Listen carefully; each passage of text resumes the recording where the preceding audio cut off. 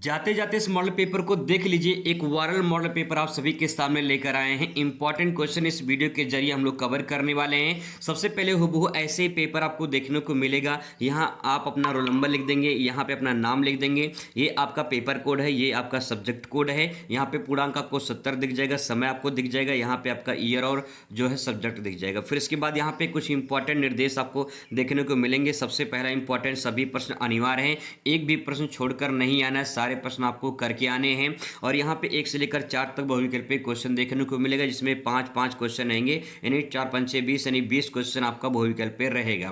फिर 5 से लेकर जो है 10 तक आपका अति लघु उत्तरीय प्रश्न होगा। 1 नंबर का प्रश्न रहेगा, 25 शब्दों में लिखना पड़ेगा, 1 से 2 लाइन में आप आंसर फिनिश कर देंगे।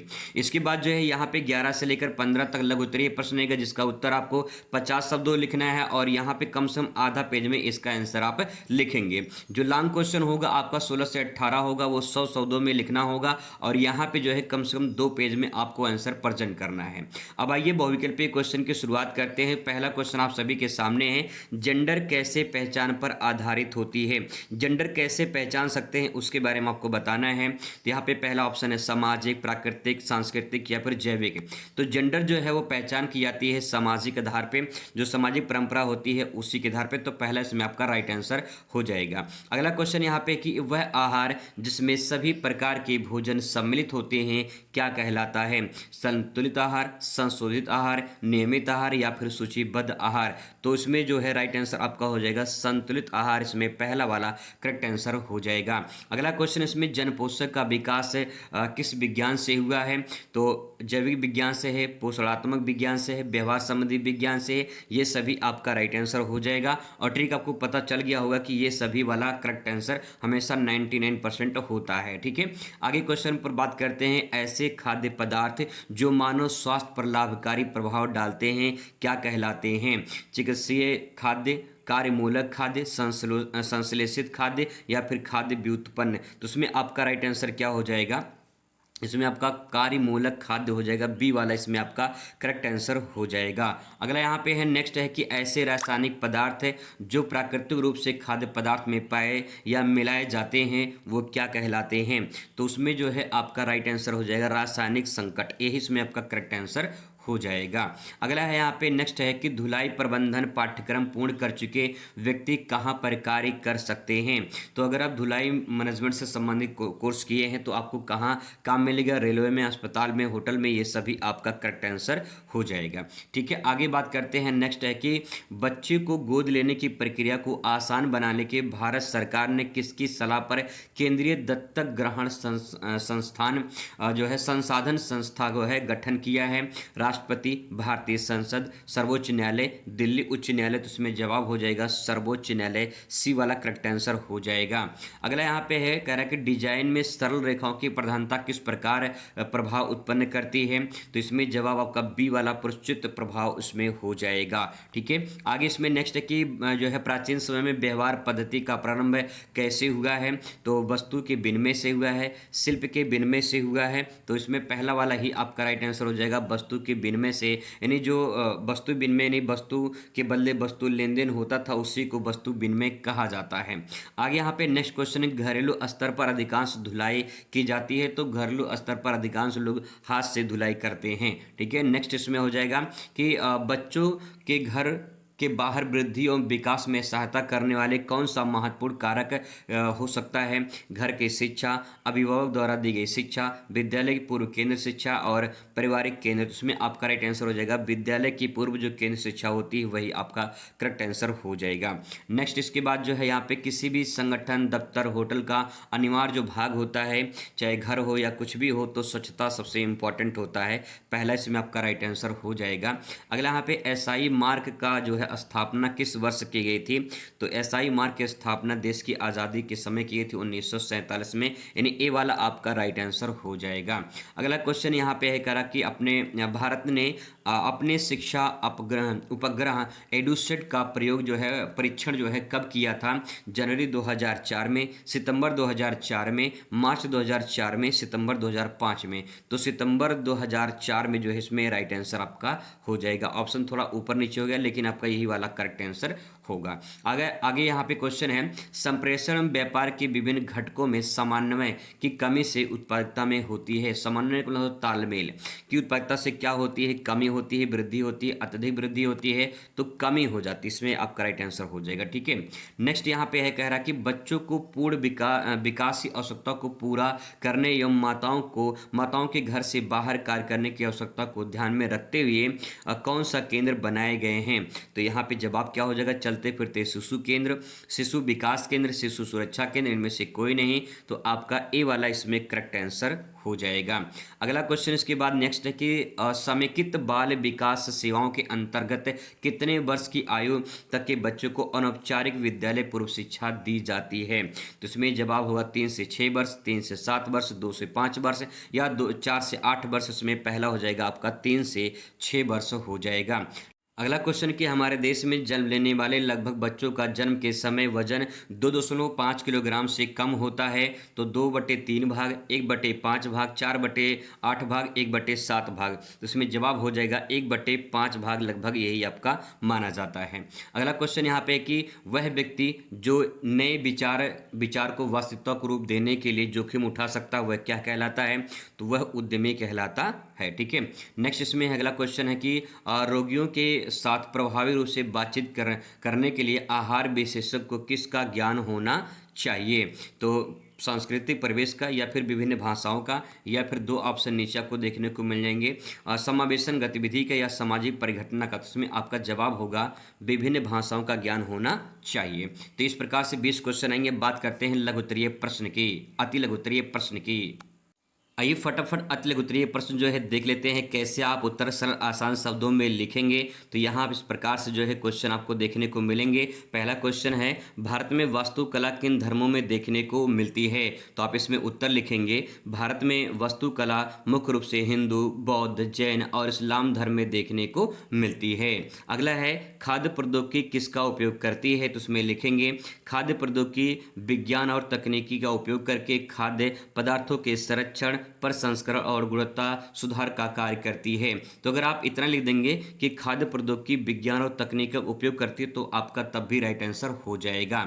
अगला प्रश्न आपके सामने यहाँ पे, भारत स्वास्थ्य एवं परिवार कल्याण मंत्रालय के माध्यम से किस संस्था का सदस्य है। तो उसमें आप एक लाइन लिख देंगे कि ये WHO यानी वर्ल्ड हेल्थ ऑर्गेनाइजेशन, विश्व स्वास्थ्य संगठन का सदस्य है। ठीक है, आगे इसमें नेक्स्ट क्वेश्चन आपके सामने है, शिक्षकों एवं बच्चों की देखभाल करने वाले व्यवसायी को किस पर ध्यान देना चाहिए। इसमें लिखेंगे, उन बच्चों को शारीरिक, मानसिक और भावनात्मक विकास पर ध्यान देना चाहिए। नेक्स्ट इसके बाद क्वेश्चन है कि बच्चों, युवाओं और वृद्धजनों के लिए निजी संस्थान खोलने योजना बनाने के लिए व्यक्ति को सलाह क्या देंगे। तो यहाँ पे लिखेंगे, उस संस्थान में सुरक्षा, स्वास्थ्य सुविधा, योग्य स्टाफ, अच्छी सेवाएं उपलब्ध करानी चाहिए। ठीक है, नेक्स्ट है, बाजार विभाजन क्या है। तो आप इसमें लिखेंगे कि बाजार विभाजन वह प्रक्रिया है जिसमें बाजार को उपभोक्ता की जरूरत के आधार पर अलग अलग समूह में बांटा जाता है, जैसे फल मंडी है, सब्जी मंडी, इस प्रकार से।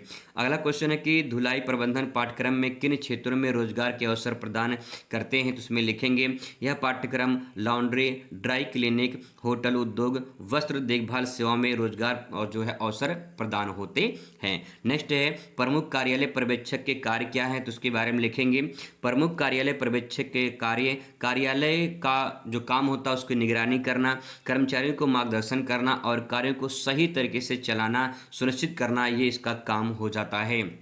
अगला यहाँ पे है कि सूचना एवं संचार प्रौद्योगिकी से आप क्या समझते हैं, इसके बारे में क्वेश्चन चर्चा कर चुके हैं, एक बार देख लीजिए। सूचना एवं संचार प्रौद्योगिकी इन्हें ICT बोलते हैं, वह तकनीकी है जिसके माध्यम से सूचना को एकत्रित करना, संग्रहित करना और एक स्थान से दूसरे स्थान पर जो है पहुँचाना, ये ICT का काम होता है। ठीक है, नेक्स्ट है, समय प्रबंधन क्या है। तो उसमें आप लिखेंगे, समय प्रबंधन का अर्थ है समय का सही योजना बनाकर उपयोग करना ही समय प्रबंधन कहलाता है, ताकि उसका हम सही से पूरा काम कर सकें। आगे नेक्स्ट है, सुकारकी की आवश्यकता पर संक्षिप्त टिप्पणी लिखिए या विवरण दीजिए। तो उसमें लिखेंगे, सुकारकी कार्यस्थल एवं उपकरण को इस प्रकार डिजाइन करने में मदद करती है कि काम आसान हो और थकान कम हो और कार्यक्षमता बढ़ सके। अगला प्रश्न है, अस्वस्थता या फिर रोग किसी व्यक्ति की पोषण स्थिति को कैसे प्रभावित करता है, इसके बारे में आपको लिखना होगा। तो आप लिखेंगे, रोग होने पर भूख कम हो जाती है, पाचन कमज़ोर हो जाता है और शरीर पोषक तत्व नहीं मिल पाते तो जो है धीरे धीरे उसकी स्थिति खराब हो जाती है। इस प्रकार से ले सकते हैं। आगे क्वेश्चन फिर आपको दिखाई देगा लघु उत्तरीय प्रश्न, 4 अंक आपको यहाँ से मिलेंगे, कम से कम आधा पेज में आंसर आप प्रेजेंट करेंगे। कुछ इस प्रकार से उत्तर लिखेंगे जैसे क्वेश्चन यहाँ पे पूछा जा रहा है। कह रहा कि खाद्य प्रसंस्करण के कार्य क्षेत्र को स्पष्ट कीजिए, तो आप इसमें लिखेंगे कि खाद्य प्रसंस्करण का अर्थ होता है खाद्य पदार्थों को सुरक्षित, पौष्टिक और लंबे समय तक उपयोग बनाना, ये खाद्य प्रसंस्करण कहलाता है। इसके प्रमुख जो कार्य क्षेत्र हैं इस प्रकार से यहाँ पे दिए गए हैं। जैसे पहला है खाद्य सुरक्षा, जैसे कि अचार है, जैम है, जेली बनाना, ये सब हो जाएगा। खाद्य उत्पादन का उपयोग जैसे कि बिस्कुट है, ब्रेड है, दूध है, ये सब उत्पाद हो जाएगा। नेक्स्ट है पैकेजिंग और भंडार उत्पाद में देखेंगे खाद्य पदार्थों को सुरक्षित पैक करना हो जाता है। नेक्स्ट है खाद्य गुणवत्ता को नियंत्रित करना, इन्हें जो खाद्य क्वालिटीज़ है, जो गुणवत्ता है उसकी और स्वच्छता को जांच करना, ये सब इसके अंतर्गत आता है, तो उसके बारे में ऐसे लिख सकते हैं। अगला प्रश्न है एक फैशन डिजाइनर व्यापारी के लिए आवश्यक ज्ञान और कौशल क्या होना चाहिए, इसके बारे में आपसे पूछा जाएगा। एक सफल फैशन डिजाइनर व्यापारी के पास निम्न ज्ञान और कौशल होने चाहिए, जैसे कि फैशन और डिजाइन का ज्ञान होना चाहिए, उसके पास रंग संयोजन और कपड़ों की जानकारी होनी चाहिए, सिलाई और पैटर्न बनाने का कौशल होना चाहिए, रचनात्मक और नवीन सोच उसके अंदर होनी चाहिए। तो इसके बारे में थोड़ा थोड़ा ले देंगे, बढ़िया अंक आप यहाँ से प्राप्त कर सकते हैं। आगे पॉइंट और ले सकते हैं कि बाजार में कैसी मांग है, ग्राहकों को क्या पसंद है, इसका भी समझ होना चाहिए। ठीक है। नेक्स्ट इसके बाद है कि सूचना संचार प्रौद्योगिकी विकास भावी वाहिका है, इसके बारे में आपसे पूछा जा सकता है। भावी वाहिका का मतलब भविष्य में इसकी संभावनाएं हैं, तो उसके बारे में आप लिखेंगे सूचना और संचार प्रौद्योगिकी आधुनिक समाज के विकास का महत्वपूर्ण साधन है, इसके माध्यम से सूचना को आदान प्रदान बहुत तेजी से होता है। इसमें लिख सकते हैं आगे यह शिक्षा, स्वास्थ्य और व्यापार विकास में सहायक है, इससे दूरस्थ जो क्षेत्र होते हैं वहां तक जानकारी आसानी से पहुंचाया जा सकता है। ऑनलाइन सेवाओं के माध्यम से समय और धन के दोनों की बचत हो जाती है, तो ये इसलिए भावी वाहिका है। ठीक है। अगला प्रश्न यहाँ पे आंतरिक संप्रेषण और बाह्य संप्रेषण में तुलना कीजिए, तो अंतर बताना है आपको। इस प्रकार से यहाँ पे अंतर बता सकते हैं।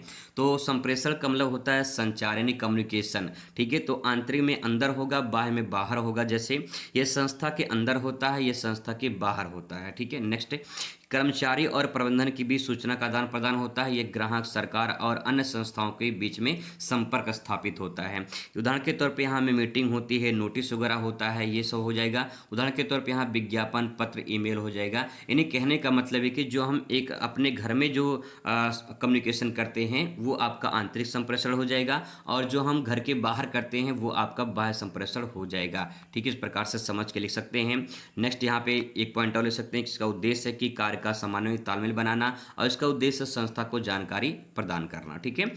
अगला प्रश्न है भारत में चल रहे पोषण कार्यक्रम के बारे में आपको बताना है, तो आप इसमें लिखेंगे भारत में कुपोषण को दूर करने के लिए कई पोषण कार्यक्रम चलाए जा रहे हैं, जैसे कि समेकित बाल विकास सेवा, मिड डे मील योजना, राष्ट्रीय पोषण मिशन, प्रधानमंत्री मातृ वंदना योजना। इस प्रकार से कुछ ऐसे कार्यक्रम चलाए जा रहे हैं।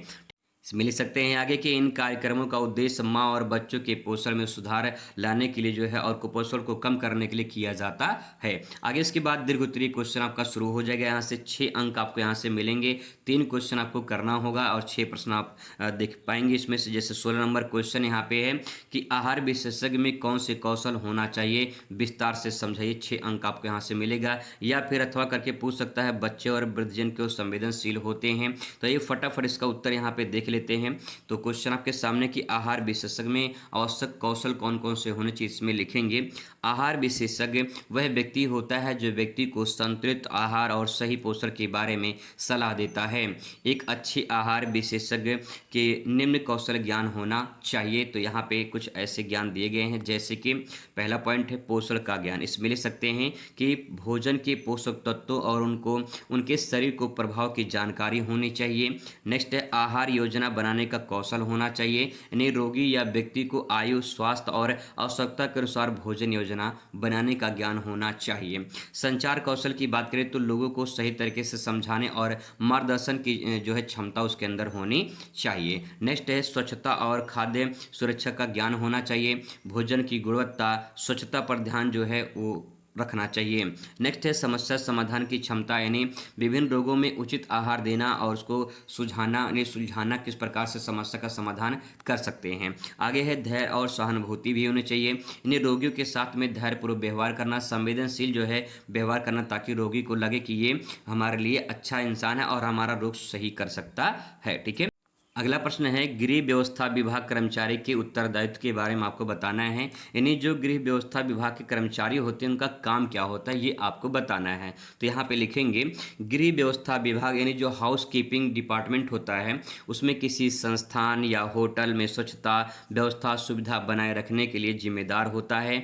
और इसके जो कर्मचारी होते हैं उसकी जो प्रमुख दायित्व होते हैं कुछ इस प्रकार से यहाँ पे दिया गया है। पहला पॉइंट इसमें लिखेंगे सफाई व्यवस्था बनाए रखना, जो हाउस कीपिंग वगैरह होते हैं कमरों गलियारों या फिर अन्य स्थानों के नियमित सफाई करना उनका होता है। वस्त्रों की देखभाल करते हैं, सामग्री का प्रबंधन करते हैं, कौन सा सामान है कौन सा सामान नहीं है। सुरक्षा और स्वच्छता पर विशेष ध्यान रखना होता है। जो अतिथि आते हैं उनको सुविधाएं देना होता है, प्रबंधन को रिपोर्ट देना होता है कि हमने काम कर दिया है। तो इस प्रकार से इसके बारे में अपने शब्दों में आप यहाँ पे लिख सकते हैं। ठीक।